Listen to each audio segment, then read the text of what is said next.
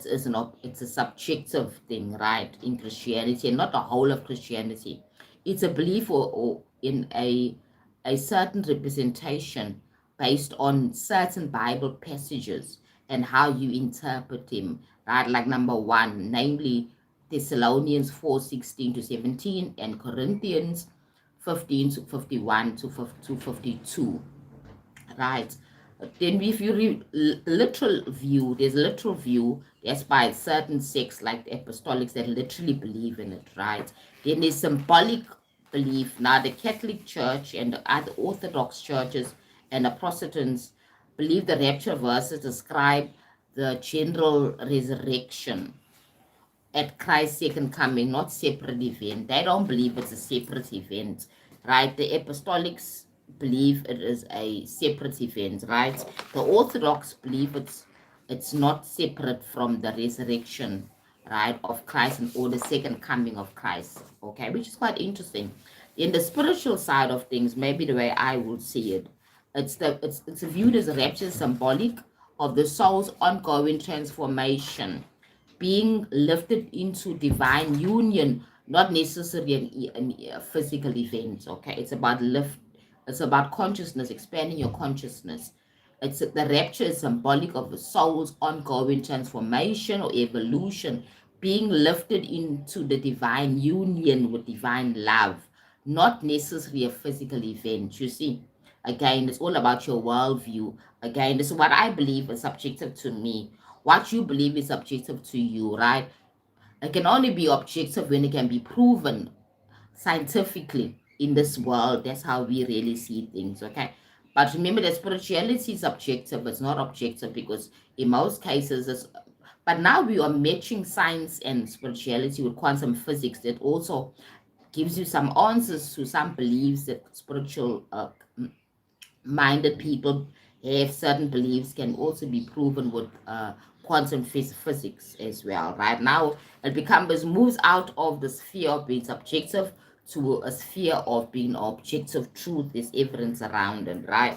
Remember that. Remember, all these things are all worldviews and beliefs, right? You shouldn't be made to suffer because of a certain belief that you have, right? If the belief doesn't work for you, then you can just move that belief and then believe something else that works for you and serves you. Everything that we believe, I must serve us. Once it stops serving you, you stop and you stop believing something else. Like as I said at the beginning, in the first century, right, or even before the first century, before the birth of Christ, people were using paganism. They were working with paganism. They believed in that was their core construct, right? And then later on in the fourth century, the Roman Empire creating a religion, implementing Christianity and introducing Christianity to the Roman Catholic Church, they introduced something that serves them. Now we've been following Christianity because the people sort of believe in Christianity, right? So there will come a time, right, maybe in this lifetime where you feel, well, I'm going to let go of this perception and I'm going to believe something else because it doesn't serve me anymore. That's the evolution of human beings, right? Now, I am not where I was 7 years ago, even 10 years ago. I'm somewhere else because I've got a new belief system. And it's okay to change as well, right? When you are stuck is when you don't understand because you're afraid to change what does not work for you anymore. You're afraid to walk away from what does not work for you because you believe that you will maybe go to hell or maybe lose friends or stuff like that. This is where a religion becomes like a jail. You get stuck in it because you're afraid that you're going to lose people's love and people's acceptance of you, or you're afraid you're going to go to hell or something. And that's when you become a prisoner of your own belief system. When you become a prisoner of your own belief system, you're living in hell per se in your human body. You're living in hell because it doesn't serve you anymore. You don't believe it anymore. It doesn't work for you anymore. You're just continuing it because you're trying to please society. That's another thing with belief. Belief systems are forever changing, right? It was forever changing. And what I believe, you don't necessarily need to believe it, right? And you don't need to believe what your family believes. You believe what you specifically, that what has specifically worked for you. That's how it's supposed to be. Your belief is supposed to be linked to your worldview. If your worldview changes, your belief system is going to change as well, right? That's a given. It's a given, and people think that it's forever. That's I look at Christians and I look at other religious people, and I try to understand that aren't you evolving? Aren't you seeing something different? Aren't you changing your worldview? Aren't you questioning this thing? Right? Remember, it's neither right or wrong. It's only a perception, because whatever you believe is your business. Right? It's your business. Whatever you believe is your business. So the rapture is for Christians a physical belief, a real thing that they believe, that Christianity is all about that. Certain apostolic churches believe in rapture. Not all churches believe in rapture the same way. Okay. Others believe it's not separated from the second coming of Christ. Okay. The second coming of Christ is another perception if you think about it. Christ coming, and how do you know when he's gonna come and how he's gonna come? People don't know. Right? So people, they make up these ideas and this is how Christ is gonna come, and then people start spreading it around to people, and then it becomes an accepted belief, and then they share this belief, and then then they start manifesting it in that sense. Right? So remember that religion is very politically based. It's a political movement. It's not based on nature. Religion's not based on nature. I think the paganism way of thinking was more in flow with nature, because they honored nature, they honored the seasons, they honored the flows, you know what I mean? They honored earth, and they honored the animals, and they treasured the animals and respected the animals. And religion comes in and it takes you away from nature and puts you in another space where you are this being that's much smaller, and you're all dependent on this God outside of you, right? So it takes away a lot from who you are. At least with paganism, you are together with nature. You are part of nature, you're part of God, you're part of life.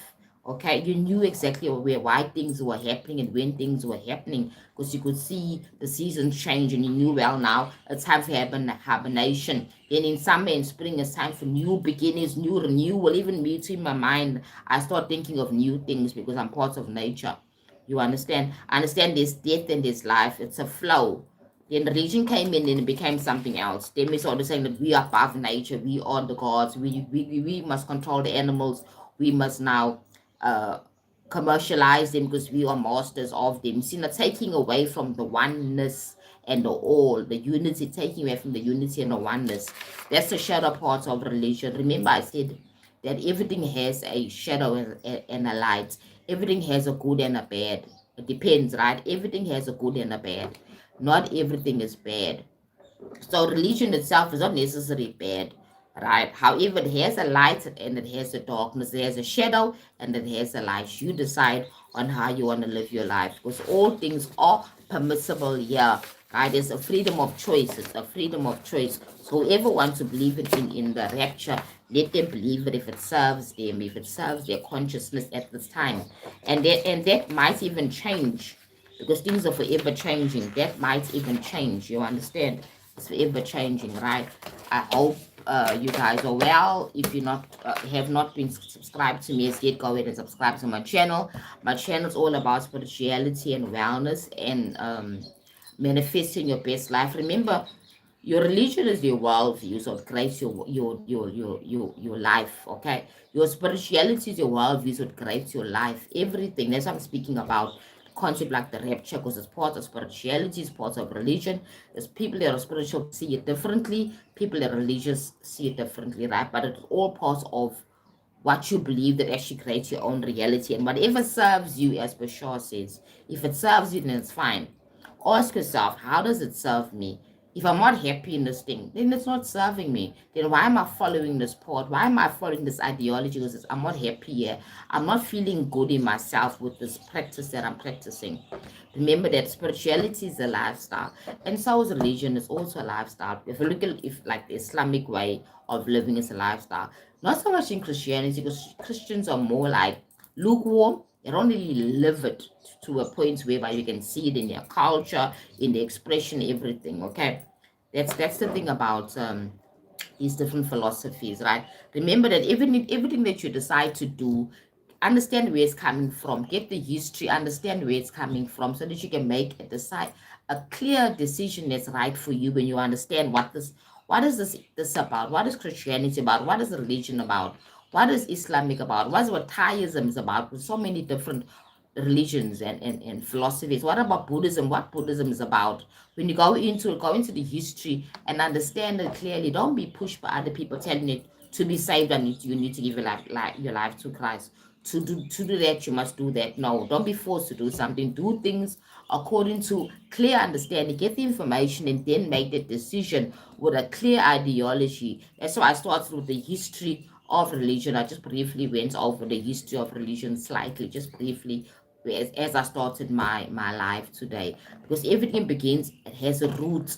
For you to practice something, understand the root where it's coming from. Don't be like many people. We born into it and then we live it and we never ever move from it. We don't question it.